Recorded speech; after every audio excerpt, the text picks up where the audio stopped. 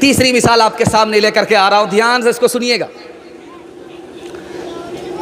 आप अपनी बीवी पर हाथ उठा सकते हैं 4 काम में, आपको गुनाह नहीं होगा। आपकी बीवी घर में रहती है अटीचर फटीचर, जब घर से बाहर निकलती है तो बन सवर करके निकलती है, आप हाथ उठा सकते हैं, मार सकते हैं। क्यों? घर के अंदर बनना सवरना है शौहर के लिए, घर से बाहर बन सवर करके नहीं निकलना है। इस पर आप अपनी बीवी को मार सकते हैं, हाथ उठा सकते हैं, गुनाह नहीं होगा। बीवी शौहर की खिदमत नहीं कर रही है, शौहर ही को बीवी की खिदमत करनी पड़ रही है, इस पर भी शौहर हाथ उठा सकता है। शौहर नमाज पढ़ रहा, बीवी नमाज पढ़ती ही नहीं है, नमाज से उसको कोई मतलब ही नहीं है, इस पर अगर हाथ उठाए शौहर तो गुनाह नहीं होगा। घर से बाहर निकलती है, शौहर की इजाज़त नहीं लेती, इस पर अगर आप हाथ उठाते हैं तो आपको गुनाह नहीं होगा। एक पैगंबर गुजरे हैं, उनका नाम था शमून अलैहिस्सलाम। उनकी बीवी ने दुश्मन के हवाले उनको कर दिया। कैसे किया? सोने के लालच में, कपड़े के लालच में।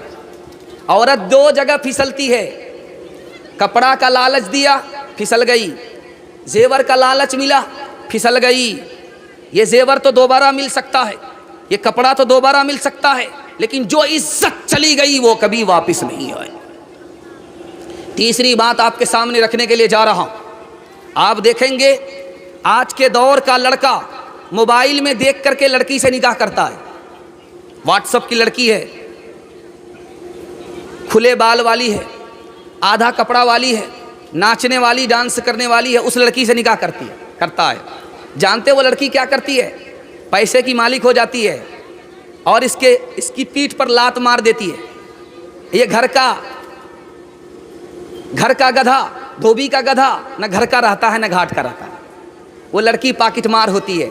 हाथ जोड़ करके मैं अपने जवानों से कहता हूँ, माँ बाप की पसंद से शादी कीजिए, मोबाइल की लड़की से शादी मत कीजिए। वो जहर खिला करके आपको मार देगी, रुपया पैसे की मालिक हो जाएगी, आपको अकेला छोड़ देगी, आपको खून के आंसू रोना पड़ेगा। 2-3 मिसाल दे रहा हूँ, ध्यान से सुनिएगा। दामाद आया ससुराल, तो बुढ़िया सास ने खिचड़ी बना करके दे दिया। वो सोच करके आया था कि देसी मुर्गा मिलेगा खाने को, लेकिन सास ने खिचड़ी बना करके दे दिया तो दामाद को गुस्सा आया। ये जेल खाना है कि मेहमान खाना है? ये मेहमान खाना है कि जेल खाना है? मुर्गा क्यों नहीं है, ये खिचड़ी खिला रही हो? कहा कि बेटा ये खिचड़ी बहुत अच्छी ग़िज़ा होती है, अमीर भी खा लेते, गरीब भी खा लेते, किसी का पेट खराब नहीं होता। समझ में आ गया? बुढ़िया चालाक है, मुर्गा बचाने की प्लानिंग है। तो दामाद ने कहा खिचड़ी तो दे दिया, घी तो दे दो। तो कहा घी ला करके दिया, घी ज़्यादा पड़ गया। बुढ़िया को लालच हो गया कि घी ज़्यादा पड़ गया है, सारा घी दामाद ही खा जाएगा। तो बुढ़िया ने दिमाग लगाया, कहा कि बेटा अकेले खाओगे बरकत नहीं होगी, मुझको साथ में शामिल कर लो, ज़्यादा बरकत होगी। समझ में आ गया? बुढ़िया अकेले खाने नहीं देगी। कहा आप तो मेरी माँ की तरह हो, साथ में खा लो।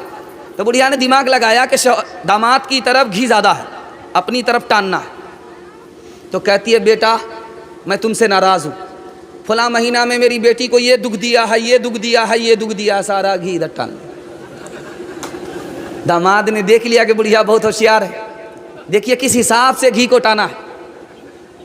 तो दामाद कहता अम्मा कौवे से ज़्यादा कौवे का बच्चा चालाक होता है, अगर मैंने वो दुख दिया है तो ये सुख भी दिया है, ये सुख भी दिया है, ये सुख भी दिया है, सारा घी इधर टान। दुख सुख को मिलाना पड़ता है तब जिंदगी कटती है। पंजाब से शौहर आ रहा था, उसको बंदर मिला, छोड़ दिया, आ गया।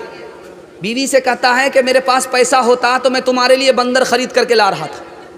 तो बीवी कह रही थी कि अफसोस करने की कोई बात नहीं है, मेरे लिए सबसे बड़े बंदर तो आप ही। बीवी पूछती है कि जब कोई मेहमान आता है घर में तो आप बहुत मोहब्बत से बात करते हो, जब मेहमान घर से चला जाता तो लाठी से बात करते हो। तो शौहर ने कहा जैसी तू है वैसा मैं हूँ, जब तू घर में रहती है अटीचर फटीचर रहती है, नया कपड़ा नहीं पहनती है, जब घर से बाहर निकलती है तो नया कपड़ा पहन करके निकलती है। जैसी तू है वैसा मैं हूँ। इंशाल्लाह जैसे बीवी चलाएगी वैसे चलेंगे, हाथ उठाइए। बीवी से पूछ करके माँ बाप को खर्चा देंगे, हाथ उठाइए।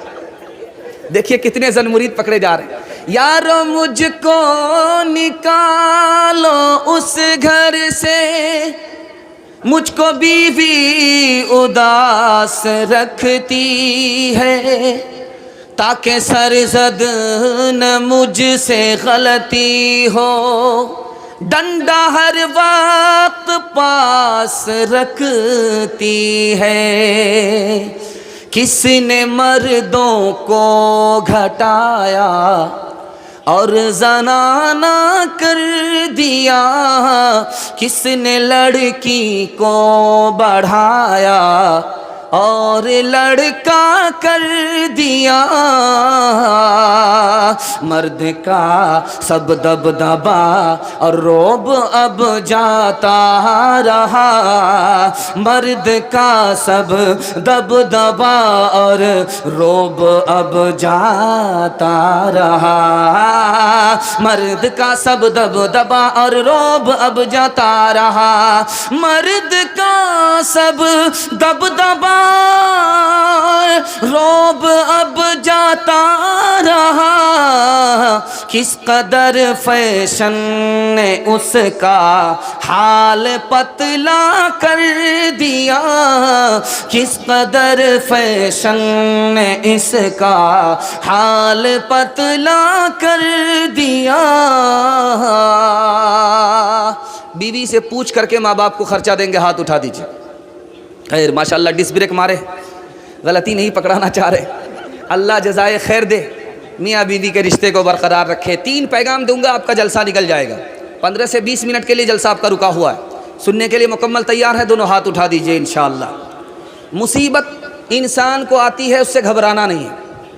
आप मुसलमान हैं, आपके ऊपर मुसीबत आएगी, एक मुसीबत से छुटकारा पाएंगे, फिर दूसरी मुसीबत आ जाएगी, लेकिन इससे घबराना नहीं। आपका मुकद्दर अल्लाह चमकाने वाला है। मुसीबत आने का मतलब है मुकद्दर अल्लाह आपका चमकाने वाला है। अय्यूब अलैहिस्सलाम कितने साल बीमार रहे? 18 साल। एक रिवायत कितने साल? 12 साल। एक रिवायत कितने साल? 7 साल। सब्र किया, अल्लाह ने नवाजा, माल भी बढ़ा दिया, उम्र भी बढ़ा दिया, सेहत भी बढ़ा दिया। जब मुसीबत आए तो अल्लाह 3 चीज़ बढ़ाने वाला है, उम्र भी बढ़ाएगा, सेहत भी बढ़ाएगा, माल भी बढ़ाएगा। सुनने के लिए तैयार है? दोनों हाथ उठाइए इंशाअल्लाह। सुनिएगा 3 मिनट का पैगाम। एक आदमी था, वो लुंगी ही में रहता था, पायजामा नहीं पहनता था, लुंगी ही में रहता था। उसका भाई बादशाह है और बादशाह का भाई लुंगी में है। अब लुंगी में ऑफिस में जाएंगे, आपको डीएम कहेगा लुंगी में कैसे आ गए, पैंट में आइए, पायजामा में आइए। उसका भाई लुंगी पहनता था।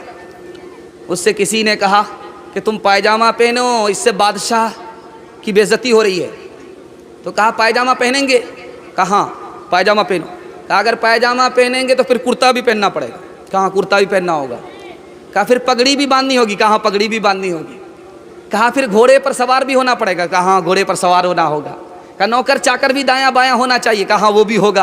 कहा बड़का महल होना चाहिए। कहा वो भी होगा। शादी भी करनी पड़ेगी तो हाँ, ससुराल भी जाना पड़ेगा। हाँ, कई सारी मुसीबत पायजामा की वजह से है, ना रहे बांस न बजेगी बांसुरी। दूसरी वजह आपके सामने आ रही, ध्यान से सुनिएगा। दूसरी मिसाल आपके सामने, आपने देखा होगा ये 22 बीटी नदी के किनारे है बिल्कुल।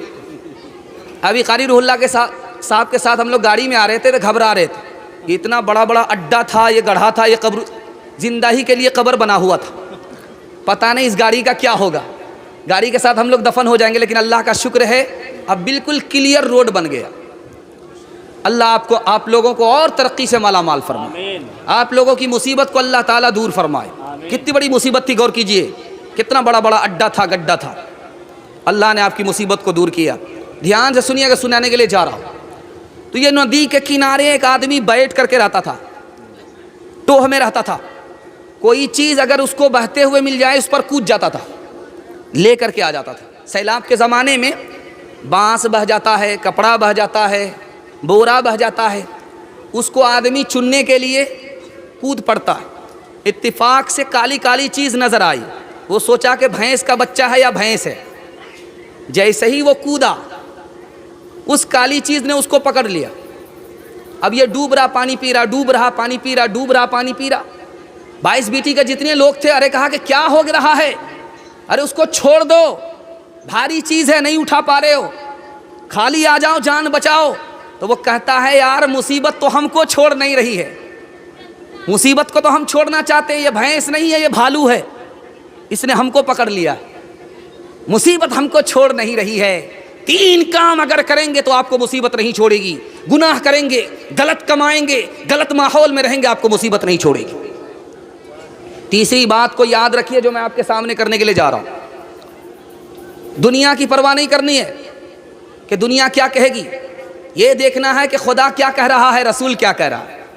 दुनिया को देख करके चलेंगे, दुनिया वाले आपको चलने नहीं देंगे। घोड़ा पर बाप भी सवार है, बेटा भी सवार है। बस्ती से गुजरे तो लोगों ने कहा कि कितना बेशरम आदमी है, 2-2 आदमी एक साथ घोड़े पर बैठ गया है, घोड़े बेचारे की भी तो जान है, दोनों उतर गए। आगे चले तो आगे वाली बस्ती ने कहा कि कितना बड़ा बेवकूफ़ है, सवारी मौजूद है, पैदल चल रहा है। तो बाप बैठ गया, बेटा पैदल चल रहा है।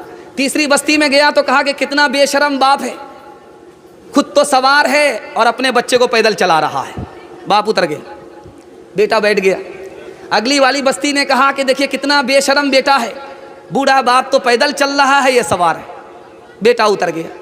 अब दोनों बाप बेटे ने मिल करके घोड़ा को कंधे पर ले लिया। जब चौथी बस्ती में गए तो कहा कि कितने बेवकूफ़ आदमी हैं, घोड़े पर लोग सवार होते हैं, इन्होंने घोड़े को अपने ऊपर सवार कर लिया। तो बाप ने कहा न ऐसे चैन न वैसे चैन, दुनिया को देखोगे तो दुनिया चैन से तुमको नहीं रखने देगी। खुदा को देखना है, रसूल को देखना। ध्यान से सुनिएगा जो आपको सुनाने के लिए जा रहा हूँ, बहुत ध्यान से सुनिएगा। आने वाला है रबीउल अव्वल का महीना, 12 रबीउल अव्वल का महीना। आप उस दिन में क्या करेंगे, नबी पैदा हुए। आप उस दिन में क्या करेंगे, नबी वफ़ात पाए। अगर आप खुशी मनाते हैं तो नबी ने उसी दिन वफ़ात पाई है। अगर आप गम मनाते हैं तो नबी ने उसी दिन विलादत पाई है। क्या मतलब हुआ, अल्लाह को मंजूर ही नहीं है कि उसी दिन आप गम मनाएं, इसलिए उसी दिन वफ़ात है, इसलिए उसी दिन खुशी है, इसलिए उसी दिन गम है। इसलिए रबीउल अव्वल के महीने में जश्न नहीं मनाना है, जायज़ा लेना। इंशाअल्लाह हाथ उठा दीजिए, केक काटेंगे, 12 रबीउल अव्वल मनाएंगे, हाथ उठाए। हाँ, यहाँ आकर के फंसे, ज़रा ध्यान रखिए। एक बात और, अभी आप देखेंगे जलसा में आने से पहले नारा लगता है, मुकर्रिर आए, शायर आए, नारा लगेगा। जब जलसा ख़त्म हो जाएगा तो लोग मुसाफ़ा करते। मुसाफ़ा करने में पूछते खैरियत तो है, खैरियत तो है। तो खैरियत लिया जा रहा है एक आदमी से। उसने कहा मेरी खैरियत क्या पूछते हो, मेरी तो ज़िंदगी ऐसी ही है, न खुदा खुश है, न मैं खुश हूँ, न शैतान खुश है। कह रहे कैसी ज़िंदगी गुजार रहे हो? कहा शैतान कह रहा है शराब पियो, मैं शराब नहीं पी रहा हूँ, शैतान खुश नहीं है। खुदा कह रहा है मेरी बंदगी करो, यहाँ भी वहाँ भी वो हमसे हो नहीं रही है। दिल कह रहा अमीर बन जाओ, मेरे पास पैसा है नहीं, तो मेरी ज़िंदगी ऐसी ही गुजर रही है। 3 दुनिया है, एक दुनिया में राहत ही राहत, उसका नाम जन्नत है। एक दुनिया जहन्नम है, उसमें मुसीबत ही मुसीबत है। एक दुनिया है कभी राहत है कभी मुसीबत है, जिसमें हम लोग सांस ले रहे हैं। राहत मिलेगी अल्लाह का शुक्र करेंगे, मुसीबत मिलेगी सब्र करेंगे। हाथ उठाइए इंशाअल्लाह।